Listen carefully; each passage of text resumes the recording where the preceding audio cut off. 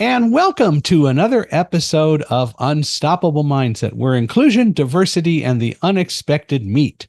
Today, we get to deal mostly with the unexpected because inclusion is what it is, diversity is what it is, and those we put in the order that we do because, in the typical sense of the word, diversity doesn't intend to include disabilities or any discussion of disabilities.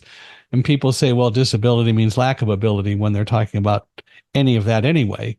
And the reality is that's not true. Disability should not mean a lack of ability. And people say, well, it does because it starts with dis. Well, what about disciple? Yeah. What about disciple? What about discern? What about, so many other kinds of things? The reality is that everyone has a disability, and we could talk about that, but that's not what we're here to do today. We're here to talk to Bill Eddy, who has written a number of books. He's got a degree in psychology. He's got degrees in law, and I'm not going to go and give all that away because I'd rather he do it. But we also get to be excited by the fact that he has a new book, and we'll talk about it a bunch. It's called Our New World of Adult Bullies. That's what I say about my cat all the time because she does run the house.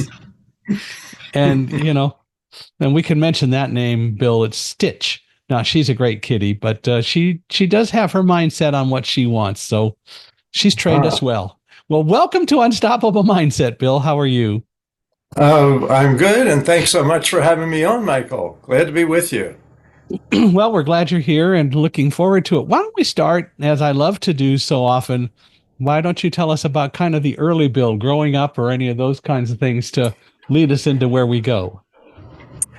Well, I was one of four kids. And as I mentioned in the introduction of the book, in third grade, I had my own personal bully. He decided I was the guy he wanted to pick on and fight. And I think he figured that out because my parents didn't allow us kids to fight. So we weren't allowed to fight back. And, my parents said, if it takes two to make a fight, so if a fight's starting, just walk away. And I said, what if the other person won't let you walk away? He said, well, find a way to walk away. So for most of third grade, he harassed me and would catch me after school and hit me and kick me in the foot of the stairway. We had a basement classroom and there was a stairway out from there. So no one could see, and it wasn't easy to get away from. But mostly I figured out how to avoid him and also how to help the older kids with their homework so they'd be more of a protector for me. So anyway, that's early childhood, but I think it influenced my choice as an adult. I was a psychology major, and then I got a master's in social work to do child and family counseling. Did that 12 years, but I liked resolving conflicts and decided to go to law school. And all of that primarily so I could practice mediation to help people solve conflicts. But many of the conflicts I've dealt with had bullies in them. So I started studying these personalities, and that kind of brings me up to today. Wow. You have certainly written also a number of books.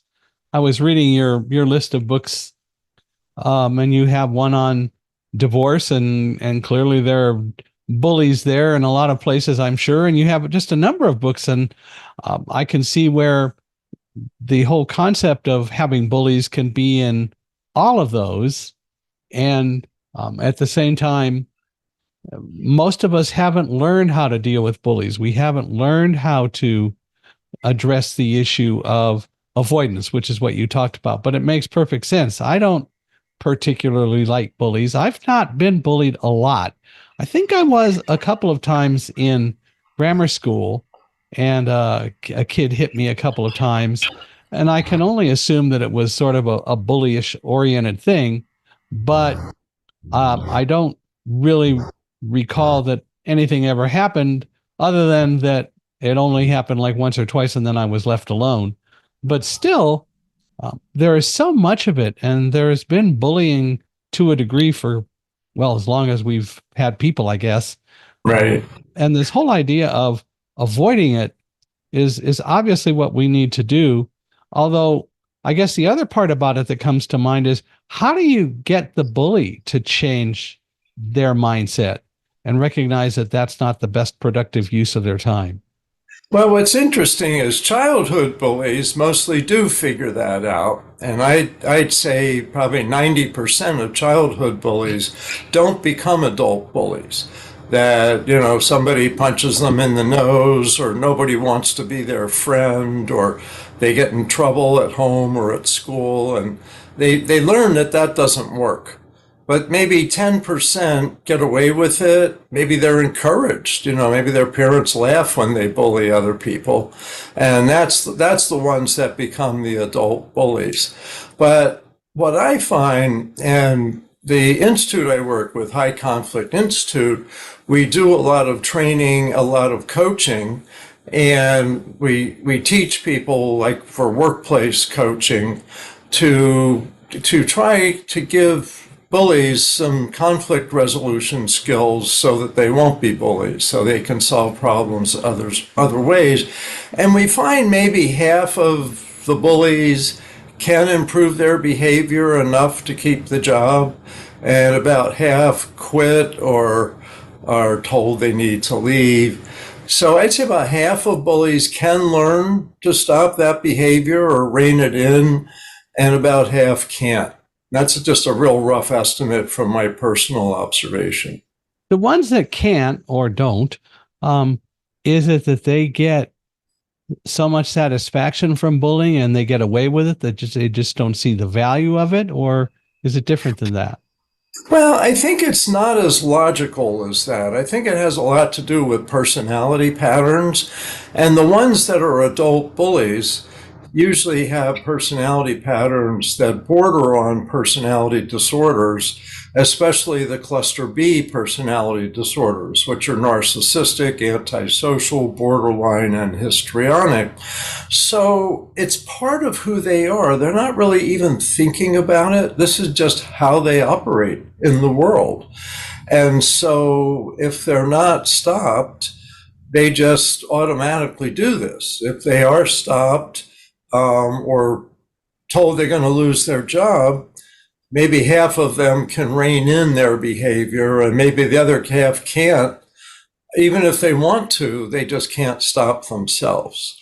But mostly it's more or less automatic is what I see. They really lack self-reflection and therefore generally don't change. And one of the definitions of personality disorders is an enduring pattern of behavior. So it's not likely to change because they had an insight, because if they were going to have an insight like that, they would have had it before they became adults. Yeah.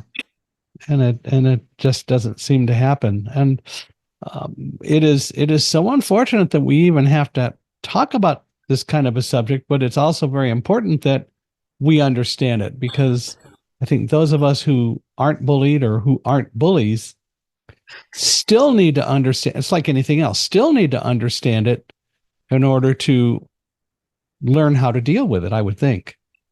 Yeah, and I think part of why this is coming up now is traditionally in our society, and I know my whole lifetime, adult bullies were pretty much kept on the fringe. And so families said, hey, you can't do that in our family. And communities and schools and workplaces said that. But what's interesting now is, I'd say the last 20 years or so, is bullies are getting center stage, because all of our media competition, especially the screens we have, are trying to show us the worst behavior so that we'll pay attention to them. So social media, cable 24/7 news, movies, TV shows are all showing bad behavior to grab our attention. But the result of this is that they're teaching bad behavior and tolerating it and giving permission to bullies to act out when they might have kind of restrained themselves in the past. How do we get media, television, and so on to change that? I've kind of felt that way for a while. I actually took a course in college It was called Why Police, which was a fascinating course. It was taught by not a deputy sheriff, but he was a volunteer deputy sheriff in Orange County. He was an engineering professor at UC Irvine, where I went to school, and he taught this course. And I made the observation once in class that a lot of the negativity that we see really comes from what we experience on television. And he said, no, that's just not true. But it certainly is true. Well, especially nowadays. Especially nowadays, yeah. Yeah, maybe that wasn't true 30 years ago, but it seems very much true now. Yeah, In fact, and you mentioned a study in the beginning of, I think it's chapter 2 of the book, it was a workplace study. And if I can quote it, I think this is helpful for this discussion. They said, there's a 2021 Workplace Bullying Institute survey. So in the second year of the pandemic, they said 58% of the respondents on the survey agreed that, quotes, the display of bullying, disrespect, and intolerance of the opinions of others by politicians and public figures affected workplaces because they encouraged aggression and granted permission to ignore the rules. And I think it's very direct that the media does impact family life, workplace, community, and online for sure.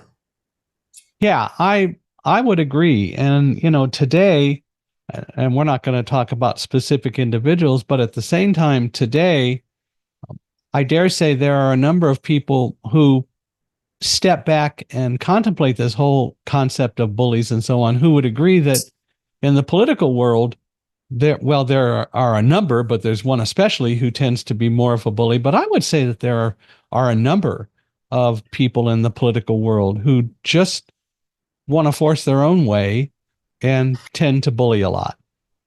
And I totally agree with you. I even have a chapter on what I call the high emotion media, because it's the emotions, the disrespect, the insulting statements, the personal attacks. I don't like the way you look, or I think you're crazy, or you're an idiot. And that kind of message. And if you have that going back and forth between politicians, it's very exciting to watch, but it's not the way you want to live. Like, you wouldn't want to be in a relationship like that. No. And so the media image promotes that because it gets attention. It really grabs attention. And I would suggest that it's been over the last 30 years approximately that politics has become more about entertainment than about government.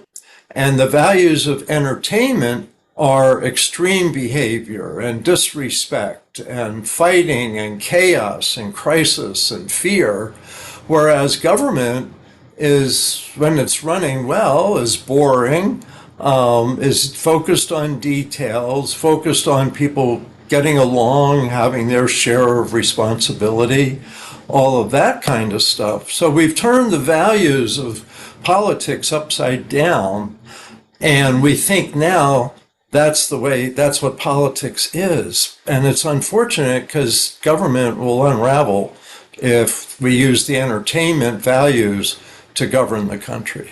Of course, there are a number of people, especially in the media, who would say, but all of this sells newspapers, all of this sells. And so that's why we do it. I submit that that's not necessarily so, but how do you show people that, this sells, but don't you think there are other kinds of things that would sell even more? Well, it's tricky, but one of my goals in writing the book is to teach people self-help skills to monitor their absorption of high emotion media and to be able to set limits on it. Like, I don't like to get more than half an hour of news from a screen. I like, reading the papers and reading different points of view. Yeah. And if you watch more than half an hour and you get this coming in your ears and your eyes and all of that, it just takes over your thinking. And actually, the more repetition there is, the more things feel true that are clearly not true. But the way our brains work, repetition tells us what's really true and what's really important. And TV, even radio, can bombard us with false information that starts to feel true because we get so much of it. Yeah, it Skills. is someone. Yes, I hear you, and it's so unfortunate that more people don't tend to be analytical, reflecting, introspective. We talked earlier about the book that I'm writing, Live Like a Guide Dog, that will be published in August of this year. And one of the things that I point out in the book for people who want to start to learn to control fear rather than letting it, as I say, blind you or overwhelm you or whatever word you want to use, is you need to become more introspective and look at, well, why am I afraid of this? Why am I reacting to this? How do I deal with it?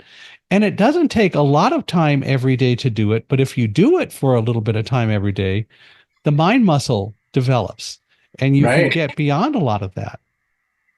I think that's a very important point, is we can train ourselves to what to pay attention to, what to ignore, and we can train our self-talk, like you're saying. That's excellent. Yeah. And I think it's all about analyzing ourselves. And something that I learned, and I've talked about it a few times on this podcast, one of the things that I did when I was a program director at the campus radio station at UC Irvine, ZOT, KUCI, was that I would ask people to listen to their shows. So when I was the program director, we would actually record people talking, and I insisted that they take the cassettes home. Remember cassettes? Boy, is that a long time ago. I do. Wow, we both back a ways. Yeah. Even pre 8-track. But take the cassettes home, listen to them, because it's something that I did. And as I grew older and became a public speaker after September 11th, I recorded my talks so that I could listen to them. And I said, I do that because I'm my own worst critic. I'm going to be more hard on me than anyone will. And it took until even after the pandemic started that I finally learned, wrong way to look at it. I'm not my own worst critic. I'm my own best teacher. And by analyzing and thinking about it and recognizing that I'm my own best teacher, because no one can really teach me anything. They can present me with the information, but I have to teach myself to learn it. So I realize that, and I'm my own best teacher, and I think that works out really well, and it's a lot more positive anyway. Great. And that promotes lifelong learning. I was just reading an article about how a lot of people, after a certain amount of time, they feel, okay, I got my career, I've done my skills, and now I'm going to kick back. But lifetime learning is where it's at, I think. It's exciting. It is. I consider life an adventure. I consider the internet a treasure trove of information. And yeah, there's a dark web and all that. And now, of course, we have AI, and some people want to be negative about that. But if we use it right, and if we develop our own inner structure and recognize the value and how to use it, it is, and all of those are characteristics and features that can do nothing but help us. Yeah, they're tools. I like the idea of tools, not rules. So we'll see what we can do with them. But as long as humans are in charge, I think we may be okay. Well, I hope so. Mark Twain once said, I wonder if God invented man because he was disappointed in the monkeys, but who knows? He was a brilliant guy. He was. I love his one of quotes. my two favorite people, Mark Twain and Will Rogers. Boy, they were very clever and analytical. They had it figured out. They did. If only we would listen. Well, why did you write the book? Well, I started writing it at the end of 2020 when the pandemic was going strong, and a lot of people, and we were all kind of holed up at home.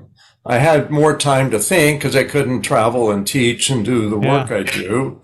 But I also, on TV, there was, the arguments in bullying, frankly, about masks, about vaccines, about the George Floyd murder, about protests against the George Floyd murder, that it seemed like the country was kind of in a 50-50 state of bullying each other.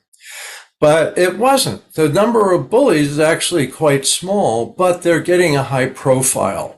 And I wanted to explain that bullies at all levels have the same patterns of behavior, and few people have eye into the workings of families like I've had as a family therapist, as a family mediator, and as a family lawyer. And few people have had awareness of workplace bullying, like I have training human resources and employee assistance personnel. Likewise, neighbor disputes, because I'd be consulting on a lot of neighbor disputes, and certainly online disputes. So bullying seemed to be happening in all these different places, but most people didn't realize the extent of it because people kept it private. And I was like, well, I can see it's the same patterns. And then, Putin invades Ukraine, and I'm going, this guy is like a domestic violence perpetrator. He has the same lack of self-awareness and the same blaming personality.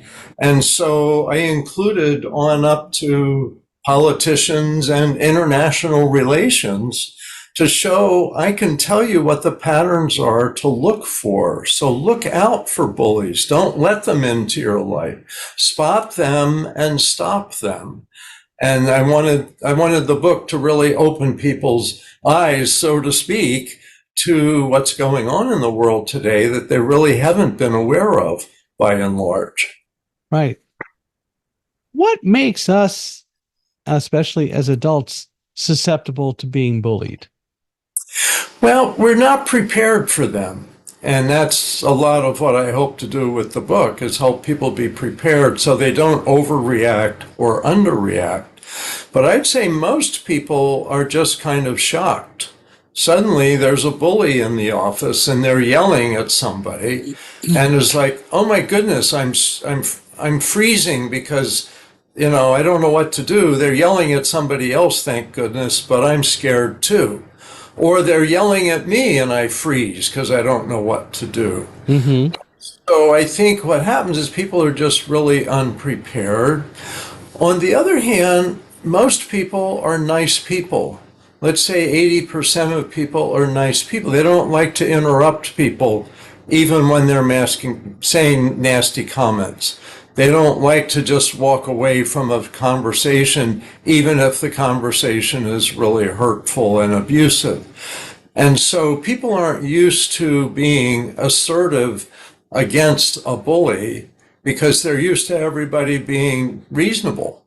And so that's why they catch us by surprise, and we're not ready for them.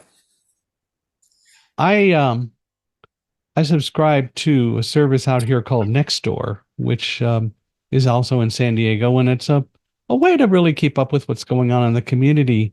And I've seen a number of posts where something happened and people suddenly say, I'm surprised. That never happens in this area. Mm-hmm. And that just isn't true anymore. Right. Anywhere.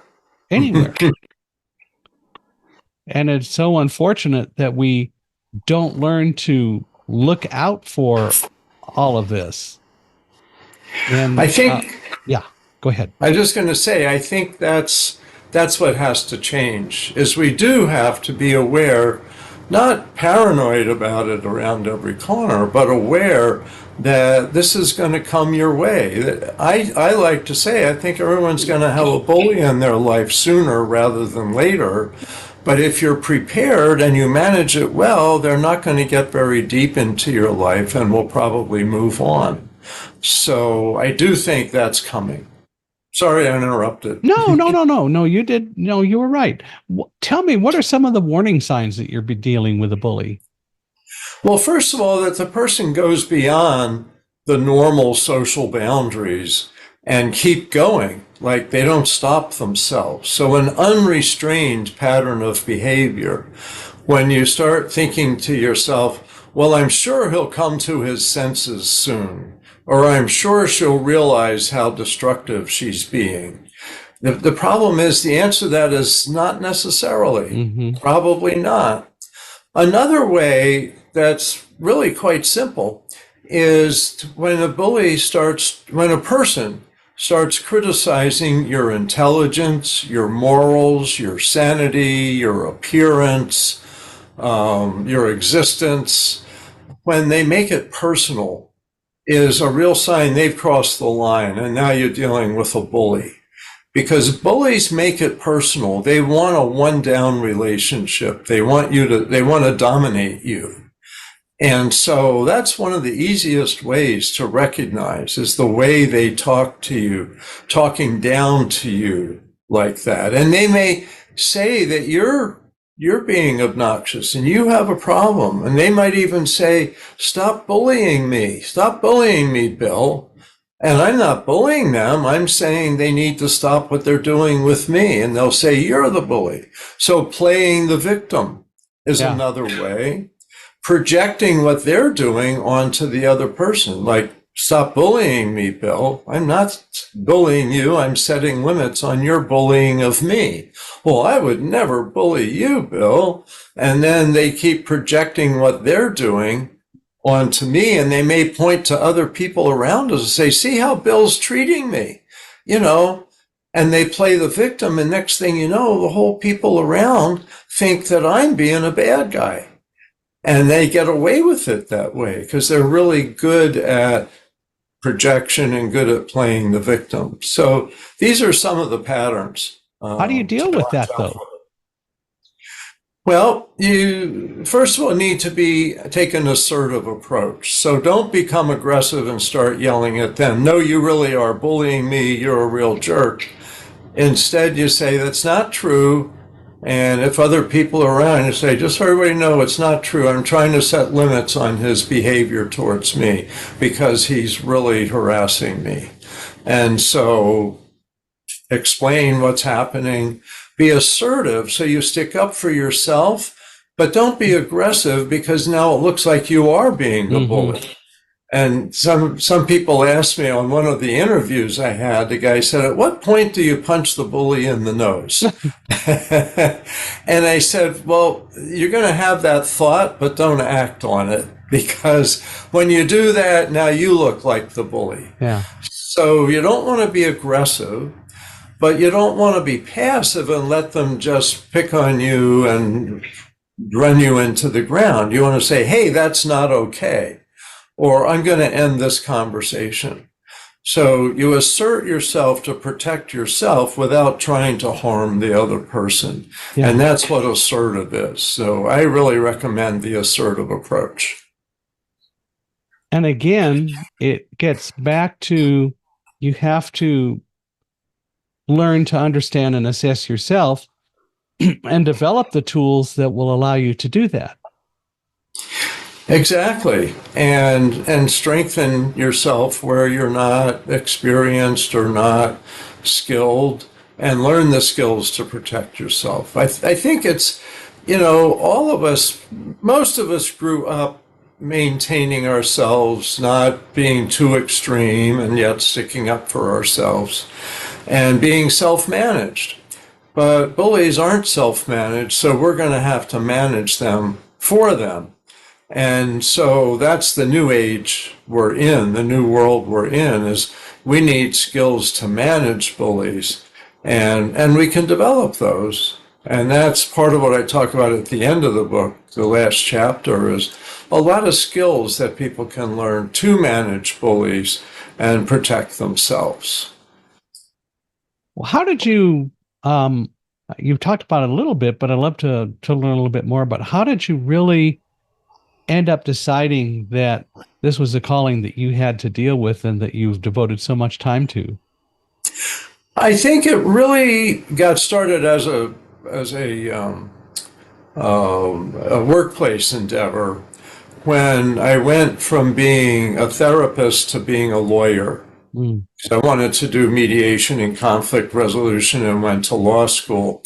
And when I started practicing law, after 12 years as a therapist, including in psychiatric hospitals, I started seeing the same behavior in family court. You know, there'd be mom and dad are fighting over custody of their child, and the judge is listening to their arguments and looking frustrated. And I'm going, well, the problem here is one of the parents probably has a personality disorder. And so they're not really being that sensitive to the child. And the other parent seems to be pretty reasonable. But you don't know. Sometimes people that look reasonable might be like antisocial under the surface. And so I started noticing and paying attention to these behavior patterns and how they showed up as high conflict families. And that's the term that the courts were using, high conflict families. So I started saying, you shouldn't talk about high conflict families, just talk about high conflict personalities, because not everybody in the family necessarily has that. Maybe it's mom, maybe it's dad. Like, say, a domestic violence case, dad might have a borderline personality or an antisocial personality, and that's driving his violent behavior. And yet he's conning the court by saying, look at her, she's a mess. And everything I'm doing is just fine. I'm the reasonable person here, but they're not behind the scenes. And so there'd be these patterns of behavior. And I said, court's got to figure this stuff out. Otherwise, you're punishing the victim of a domestic violence perpetrator unfairly and unhelpfully. And you're teaching the child that this behavior is acceptable. So I had all this information that I knew from having been, a therapist, a licensed clinical social worker. And I found myself applying it to family court cases and wanting to educate other lawyers, judges, mediators, and therapists about these dynamics in family court. And that's when I started writing about high conflict personalities and eventually talking more about bullies, who are the most high conflict personalities. So that's kind of how that evolved. That was 1993 is when I started practicing family law after 12 years as a therapist. And so that's when this stuff really opened my eyes to, wait a minute, people don't realize what they're dealing with. And they're not going to solve this with a child support order. They're going to have to, get somebody some treatment or understand that there's these personalities driving behavior rather than legal issues. You have developed, I think, or have begun creating something called the New Ways for Families method. Yes. Uh-huh. Tell me about that. I read that in your bio, and that sounded pretty fascinating. Yeah, and I'm pretty proud of it. So we started High Conflict Institute in 2008, myself and a colleague, Megan Hunter, and we wanted to educate family law professionals. But we also wanted to help parents in high conflict divorces and custody disputes. And so I developed a counseling method specific to divorcing parents with disputes over their children. And I was speaking at a conference of judges, and they said, what kind of counseling orders should we make for these high conflict families to get them out of court and settling down? And I said, well, you can't do the traditional counseling where you say, talk about your feelings, because people with high conflict personalities will talk about their feelings forever without changing anything. So you want them to learn new ways of doing things. And so we decided we're going to call the method New Ways for Families, and 6 counseling sessions focused on learning 4 big skills: flexible thinking, managed emotions, moderate behavior, and checking yourself rather than being busy checking everybody else. And so we got the judges to start ordering that. And we said, order both parents to learn these skills. So you're not picking a bad guy. It's going to help both parents. Whoever's, maybe it's a domestic violence case. They get domestic violence treatment, but also learn these skills so they can work together. Cases where a child resists being with the other parent because of one parent bad-mouthing the other parent, interfering, what they call alienation or parental alienation. So all of these could be benefited by this counseling approach. Short-term, 6 individual sessions, 3 parent-child sessions for each parent. And we started seeing cases stay out of court that used to keep coming back. We saw people calming down. The judges really liked that. We created an online class to teach those same skills in 12 sessions. Then we developed coaching, 3 coaching sessions with the online class to give a chance to practice, but keep the cost down because it's just 3 sessions. Mm-hmm. And so that's been evolving since 2009. So for the last 15 years. And we estimate about 8,000 or 9,000 parents have gone through learning these skills, some better than others, but enough that the judges think they're worthwhile and they keep ordering this. But it depends on where there's trained counselors or coaches to get the more intensive approach. But the online class is available anywhere worldwide. So judges sometimes just order that from, maybe they're in Utah or something and there's no counselors that we've trained there yet. They can always order the online class. And I think they actually are, because I spoke in Utah a month ago about this. So that's the method, and I feel pretty proud of it. Well, it's understandable, and I can appreciate why you're excited about doing it, and that it's clearly working. What are some really good examples of how successful the whole method and the whole process has been? You must have some good stories about it. Yeah. So one of my favorite examples is a case where a 15-year-old girl refused to see her father after the divorce. And it seemed like a case where mom had been saying enough negative things. The girl absorbed that and then said, I don't want to see dad. And mom tolerated that. But of course, dad didn't. So took mom to court and told the judge, mom's doing something to make the girl not come. So rather than deciding that mom's all bad, the judge said, well, then I want to order new ways for families. And that's 6 individual counseling sessions and 3 parent-child sessions.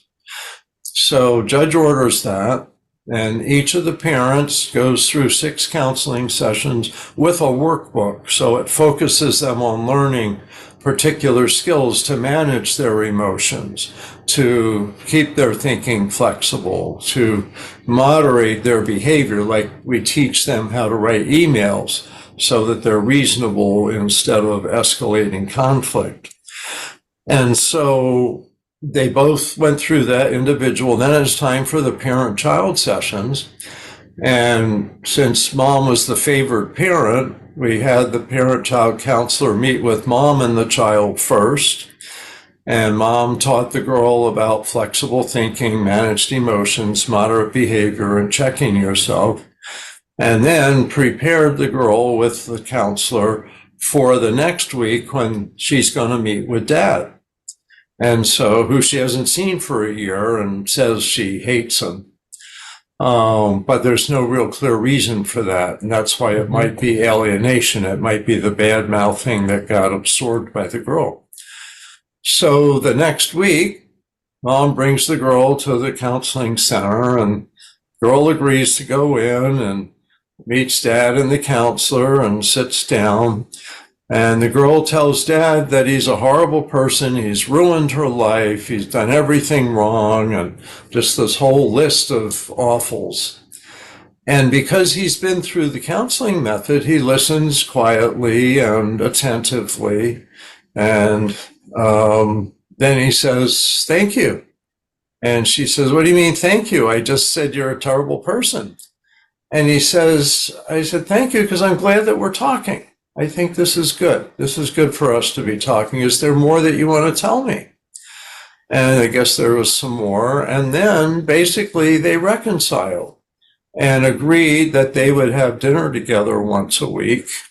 Now, it wasn't a 50-50 parenting plan like he would have preferred, and I don't know where it went from there, but he did have regular dinners with her and they communicated. So it reconnected their relationship. And so it gave a structure for that to happen in. And that's what New Ways for Families does. Not every case where a child resists a parent, has worked with New Ways for Families. That, one parent has found a way to sabotage it and block it. But by and large, we've had some good success with moderate cases like that. Yeah. Well, one of the questions that comes to mind as you've talked about, excuse me, high conflict personalities, is that something that can actually be fixed? Can people get over having to always be in conflict like that? It really depends, I think, a lot on which of the personalities.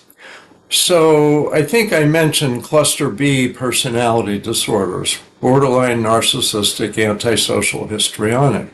Right. So borderline personality disorder, people are hearing more about that, where they have wide mood swings, sudden intense anger, fear of abandonment, all of that. And this used to be thought of as primarily women, but it's now seen as probably about half and half.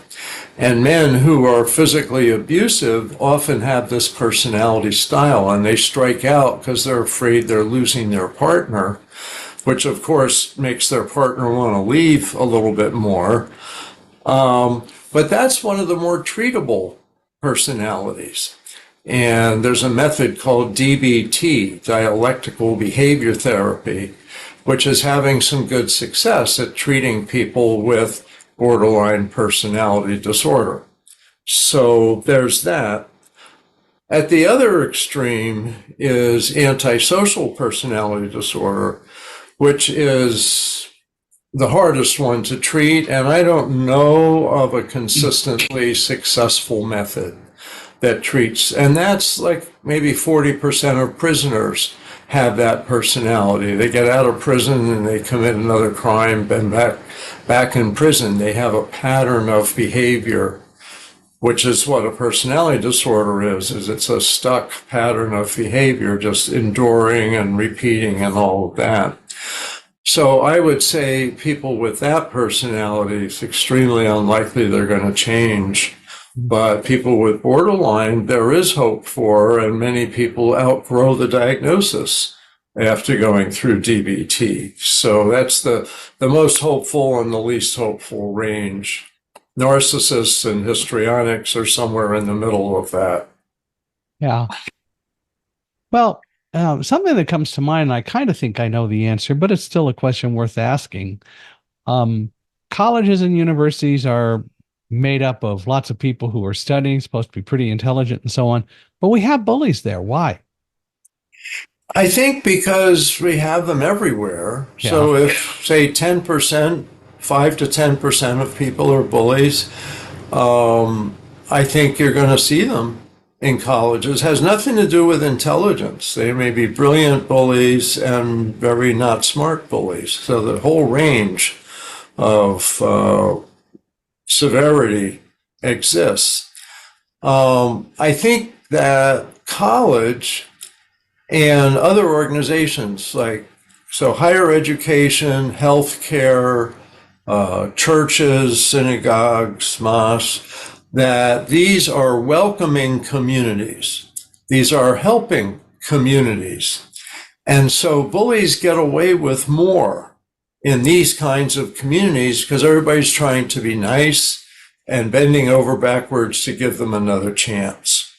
And so, not to say they shouldn't get another chance, Right. but they shouldn't get another chance and another chance and another chance and another chance. That's the thing I preach against. You give somebody a chance. If the same problem comes up twice, what is it? Fool me once, shame on you. Fool me twice, shame on me. I got to do something if it's happening again, because that means it's a pattern. And especially if there was consequences for the first time and they still did it again, that's a sign this may be behavior that's going to be resistant to change. Well, and that makes perfect sense. It's kind of where I thought you'd probably go with it, but it does make perfect sense. And there, as you've said, there are bullies everywhere, and the reality is, we're going to find that there are just some people who are going to be bullies. I think that's the answer. That it's kind of sad to come to that conclusion, but it's also enlightening, because then you can't just change them. This pattern is so stuck, so persistent. They have to have a different approach. You can't talk them out of it. Yeah, and there's something to be said for love, but at the same time, you need to learn to control you and your situations, and there's nothing wrong with that. It's kind of the tough love concept. What do you do if your supervisor's a bully? We talked a little bit about bullies in the office and so on, but what if it's your boss who is the bully?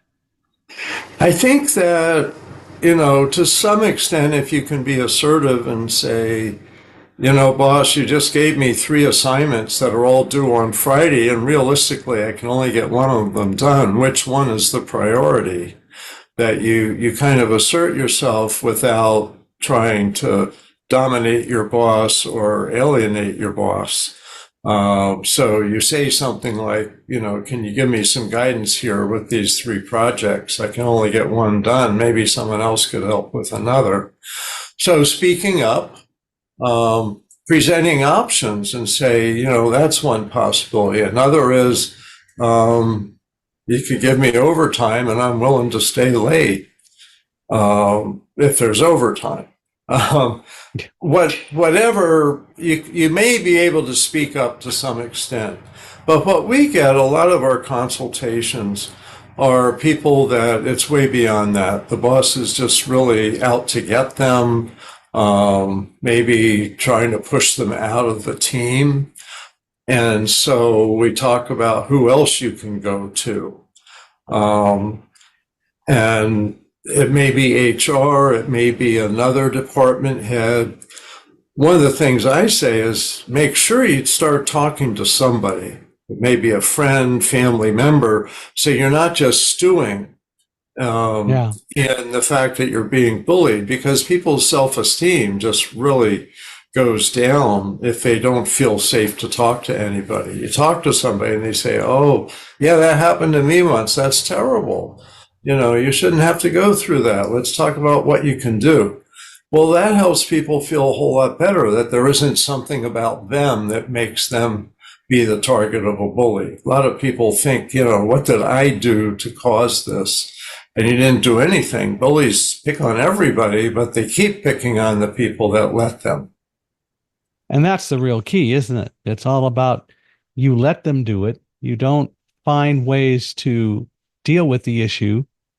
And the result is they're going to continue to do it because they can.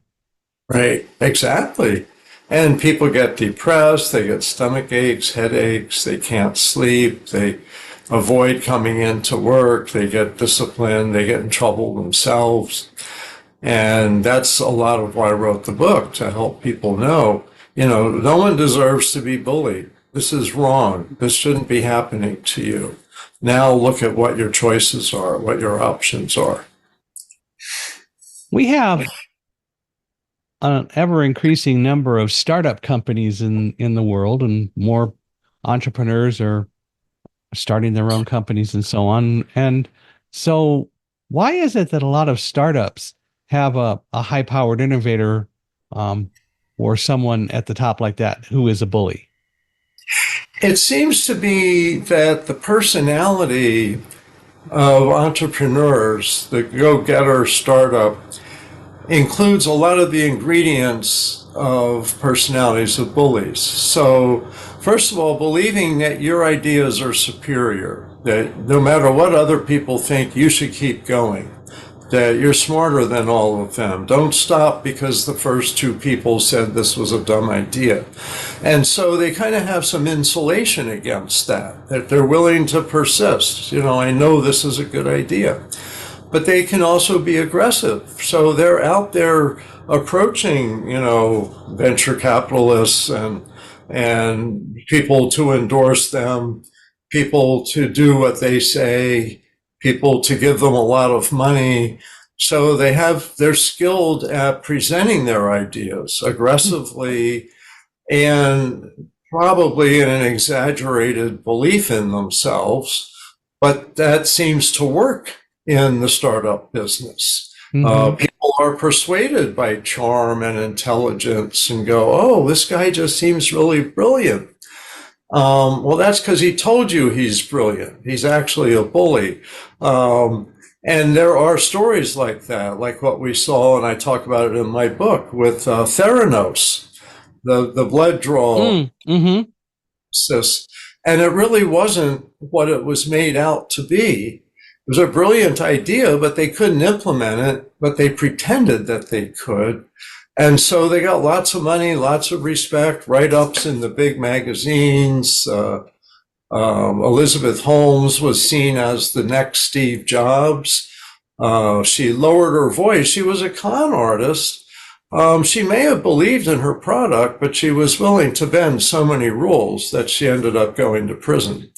But entrepreneurs have that drive and that persuasion and persistence and aggressiveness, and that works with getting a startup going, but it often doesn't work with maintaining a company and an organization. And I spoke to investors for startups, mostly healthcare startups, and they said, we've got a lot of bullies here. What do we do? And we gave them some tools and tips for how to manage, soothe their ego by setting limits on them and to spot them sooner and decide, should we invest with this person or are they over the top?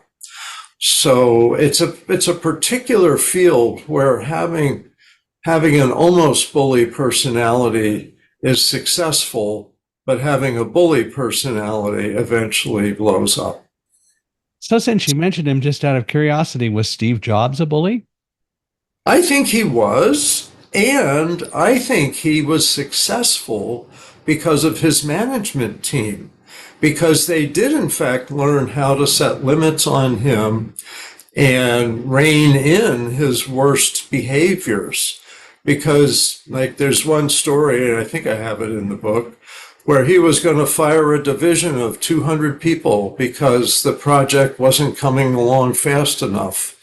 And so he's like, I'm going to fire them. They're useless. They're idiots. They're terrible. And someone on the management team says, hey, Steve, let's go for a walk. Let's go for a walk. Because he liked to go for walks and talks. So they go for a walk, and an hour later they come back, and he's not going to fire anybody. He's just going to give them some more specific instructions. And so his worst behaviors were restrained by his management team. And I think that's what worked. But at any given time, things were on the verge of blowing up. And he did get fired as the head of Apple. Right. 1990s, but they helped him enough. He was reined in enough that he was successful in the 2000s, hugely successful. I mean, I don't know if they're the biggest value company right now, but I think when he died, they were probably the most valuable company. So yeah, this can happen, but the key is that he was restrained by his management team. An unrestrained bully is going to cause damage. I wonder though if as he matured, if he did, I'm assuming that he did actually, if Yeah, some of the bullying tendencies really did go away and that he changed a little bit at least of how he functioned. I mean, clearly he was a strong personality right, and clearly he was the innovator of right. so many products. And so I can see where personality might get in the way because he wants it done now, he wants it done this way. But I wonder if over time he became a little bit less of a bully, and maybe it was just the management restraint, or maybe that was a part of it. But it I seems think to you're me right. he probably was a little bit better as time went on. I think you're right because when he came back to Apple after he was fired and tried some other projects, I think that he learned to focus more and to be a little less disrespectful. And I remember I read his biography, I think Hmm. of Walter Isaacson, and my conclusion was that he was definitely narcissistic, but I don't think he had a narcissistic personality disorder, which is an enduring pattern of self defeating behavior. I think he had traits and that he learned to manage those traits primarily because his management team, people around him, taught him he needs to restrain those. So he's an example of where you can have someone with a bullying personality and rein them in and have them be quite successful. And So he I would think that's what happened there.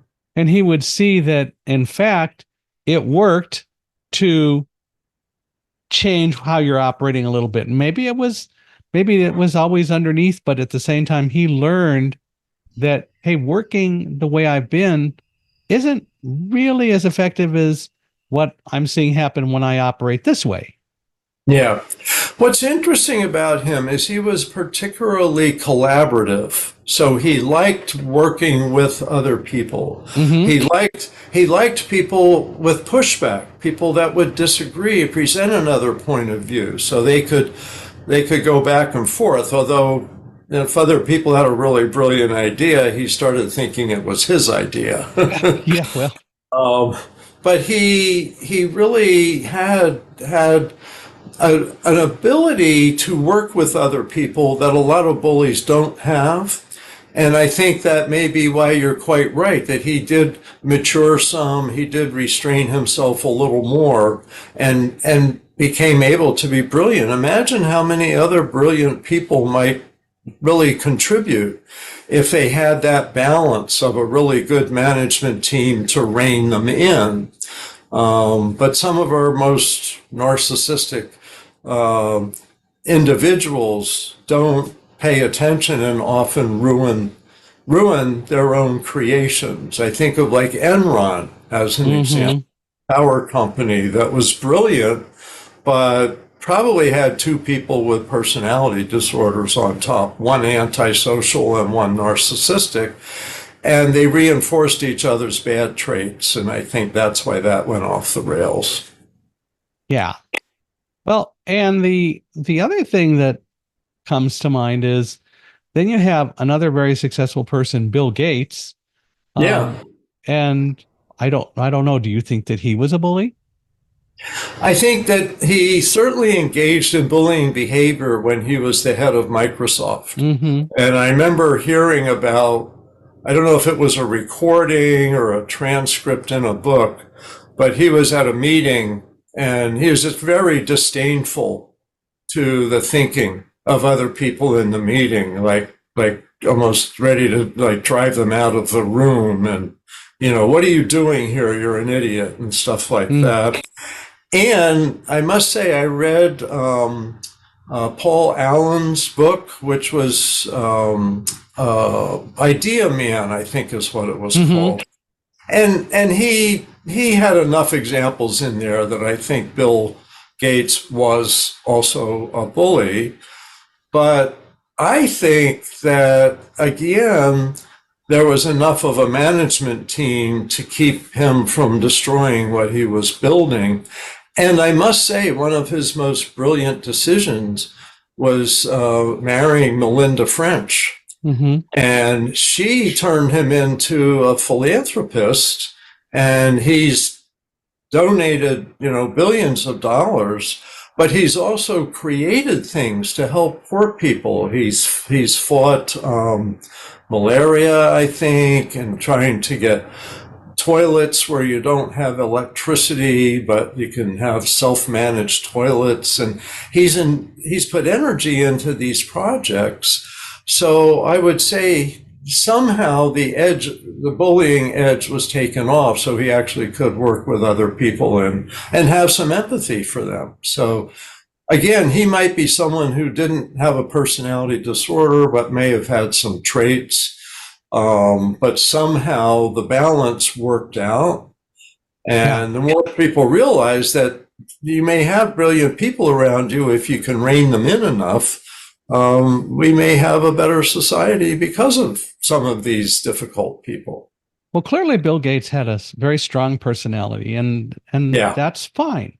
But I do agree. I don't think that he really was a bully as such in the way that we view it for a lot of people as we've been discussing it. It doesn't mean that he didn't ever have any bullying kinds of behavior, but overall, he was successful and is successful. And as you said, marrying Melinda has certainly made a significant difference in his outlook. And he's doing such great work, and you can't argue with that. Yeah. And the fact that he's now divorced from Belinda, and I think that might have been more her idea than his, he still seems to be continuing on with his philanthropy and doing works to help healthcare, especially for people in really poor countries. So I think she changed his personality maybe a teeny little bit. And climate change. And climate change, for sure. Yeah, he's a big picture guy. He's one of our most deepest thinkers in the big picture. And we need people like that. So my goal isn't to eliminate bullies. It's to restrain them enough so they don't harm other people, but ideally contribute to society. And they can. And it's a process. Well, this has been fun. I want to thank you for being here and talking about all this. How do other people deal with it when they see somebody being bullied? Well, bystanders need to speak up more and be assertive as well. And that's part of the cover of my book is a bully fish chasing a little fish who's about to grab and eat, but gets distracted by a whole school of little fish chasing behind him who look bigger than him. And that's the bystanders. And bystanders need to speak up and say, hey, that's enough, Joe, or hey, that's enough, Jane, or cut it out, leave her alone. That when people do that, bullies often stop because they think they're getting away with something, or they're not even thinking. They're just automatically bullying somebody. And when that happens, they realize, uh-oh, my public may not be happy with me and I don't want to alienate my public.